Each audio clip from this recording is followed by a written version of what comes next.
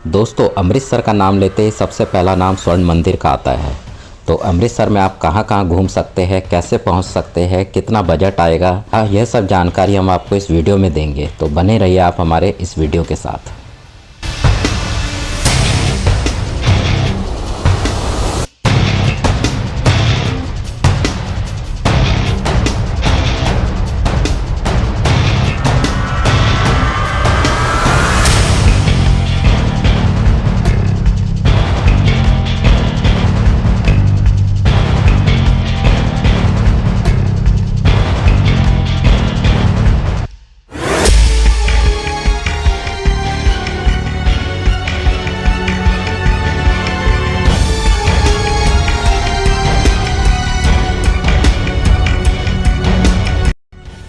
दोस्तों, अमृतसर फेमस है यहाँ के स्वर्ण मंदिर के लिए, Jallianwala Bagh, parade, partition museum, माता का मंदिर और यहाँ के खाने के लिए।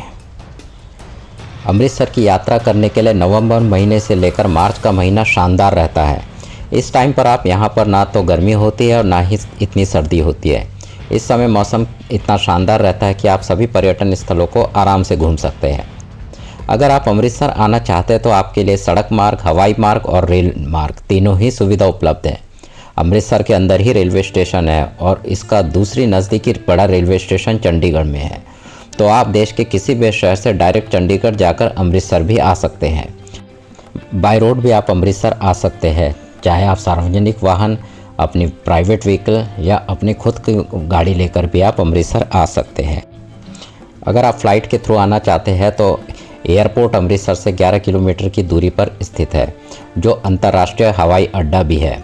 आप भारत के किसी भी कोने से डायरेक्ट अमृतसर आ सकते हैं। फिर अमृतसर आने के बाद आप ऑटो, टैक्सी करके या यहाँ पे बस भी चलती है, बस के थ्रू भी लोकल घूम सकते हैं।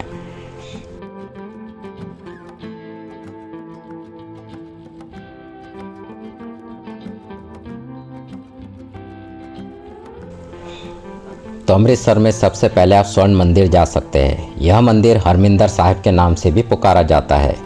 इस मंदिर की नींव 1581 ईस्वी के अंदर रखी गई थी और यह 1604 ईस्वी में कंप्लीट बनकर तैयार हो गया था। इस मंदिर पर बाहरी आक्रमणकर्ताओं ने आक्रमण भी किया था। इसका पुनर्निर्माण महाराजा रणजीत सिंह ने करवाया था।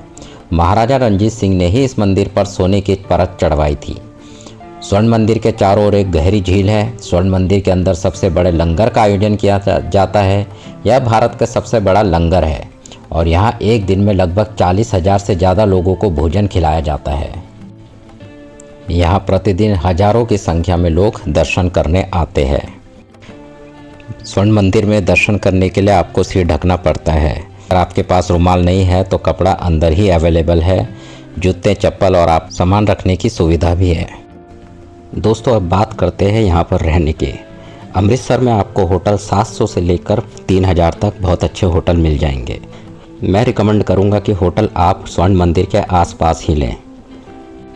स्वर्ण मंदिर के पास होटल लेने से ये फ़ायदा है कि आपको वहाँ मार्केट भी मिल जाएगा। जलियांवाला बाग भी आप बाय वॉक कवर कर सकते हैं। साथ में रात के समय भी स्वर्ण मंदिर के दर्शन कर सकते हैं, क्योंकि दिन में स्वर्ण मंदिर एक अलग तरह का दिखता है और रात को स्वर्ण मंदिर बिल्कुल स्वर्ण जैसा ही दिखाई देता है। तो ये देखिए, रात को स्वर्ण मंदिर ऐसा दिखाई देता है। स्वर्ण मंदिर के दर्शन करने के साथ साथ आप लोकल मार्केट भी एक्सप्लोर कर सकते हैं। यहाँ पे काफ़ी सस्ता सामान मिलता है, आप शॉपिंग भी कर सकते हैं। और यहाँ पे खाने के लिए भी कई सारे ऑप्शंस हैं। यहाँ पे कई ढाबे हैं, रेस्टोरेंट्स हैं। खाने की बात करें तो यहाँ वेज, नॉन वेज दोनों तरह का खाना मिलेगा। और प्राइस की बात करें तो यहाँ पे 100 से लेके 200 रुपये तक एक थाली की कॉस्ट है। सरसों दा साग, मक्की दी रोटी, ये तो यहाँ का फेमस खाना है। तो इस खाने को तो आप ज़रूर यहाँ ट्राई करें।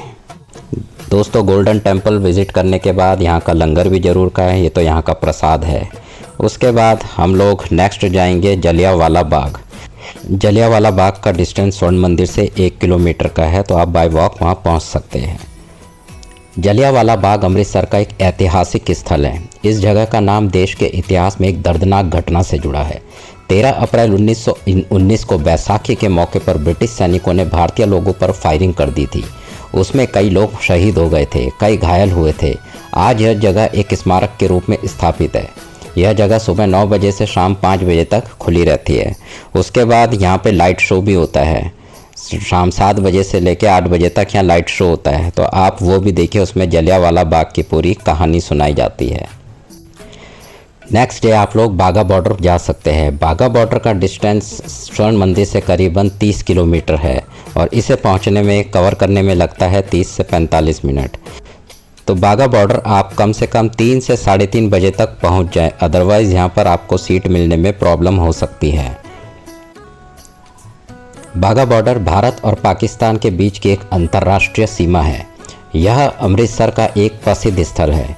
यहाँ पर रोजाना शाम को भारत और पाकिस्तान के सैनिकों के बीच बीटिंग रिट्रीट परेड होती है, जिसे दूर दूर से पर्यटक देखने आते हैं। इस सीमा पर दोनों तरफ सुरक्षा के लिए भारत और पाकिस्तान के जवान तैनात रहते हैं। नेक्स्ट डे आप जा सकते हैं गोविंदगढ़ किला। इस किले का नाम सिखों के 10वें गुरु गोविंद सिंह के नाम पर रखा गया। इस किले का निर्माण 18वीं शताब्दी में करवाया गया था। यहाँ पर आप light and sound show, 7D show, Punjabi लोक संस्कृत के प्रदर्शन, पारंपरिक भोजन का लुत्फ उठा सकते हैं। यहाँ से आप जा सकते हैं पार्टीशन म्यूजियम। पाकिस्तान के विभाजन से संबंधित इतिहास और स्मृतियों का एक संग्रहालय है। इस म्यूजियम में 14 गैलरियाँ हैं, जिसमें विभाजन से पहले स्वतंत्रता संग्राम, विभाजन के समय और उसके बाद के प्रभावों को प्रदर्शित किया गया है। यह जगह इतिहास प्रेमियों के लिए घूमने के लिए अच्छी है।